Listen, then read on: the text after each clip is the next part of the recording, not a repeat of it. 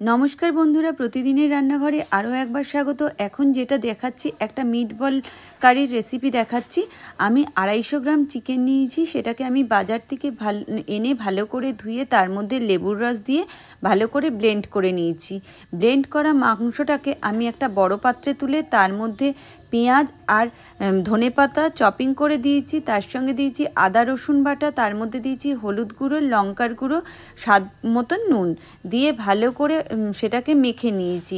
মাখার পরে হাতে তেল মাখিয়ে সেগুলোকে বলের আকার তৈরি করে নিয়েছি।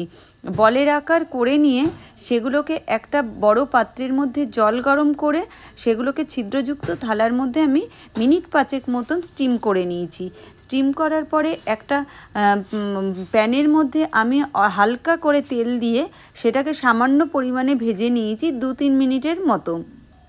আর একটা কথা বলে রাখি মাঝখানে, যে এই স্টিম করা অবস্থায় বা ভাজা অবস্থায় যেটাতেই তোমরা খাবে সেটাই কিন্তু দারুণ সুস্বাদু এবং টেস্টি তোমাদের লাগবে খেতে। আর এই রেসিপিটা কিন্তু আমি শিখেছিলাম আমার সেজো মাসির থেকে। তো দেখে নেওয়া যাক কারিটাকে আমি কিভাবে করেছি। তারপরে একটা কড়াইতে তেল দিয়ে তার মধ্যে আলুগুলোকে ভালো করে প্রথমে আমি নেড়েচেড়ে ভেজে নিয়েছি। তার মধ্যে দিয়েছি পেঁয়াজ কুচো, তার মধ্যে দিয়েছি টমেটো কুচো, দিয়ে ভালো করে স্বাদ মতো নুন দিয়ে আদা আর রসুন বাটা দিয়ে লঙ্কার গুঁড়ো দিয়ে ভালো করে আমি কষিয়ে নিয়েছি যতক্ষণ পর্যন্ত এটাতে তেল না ছেড়েছে। তারপরে আমি সামান্য পরিমাণে দিয়েছি গরম মশলার গুঁড়ো আর ভালো করে কষিয়ে নিয়ে টমেটো কুচোটাকে কিন্তু আমি দিয়ে দিয়েছি। তো আমি এবারে যখন এটা তেল ছেড়ে গেছে সেটার মধ্যে সামান্য পরিমাণে জল দিয়ে আমি বলগুলোকে ওর মধ্যে দিয়ে দিয়েছি।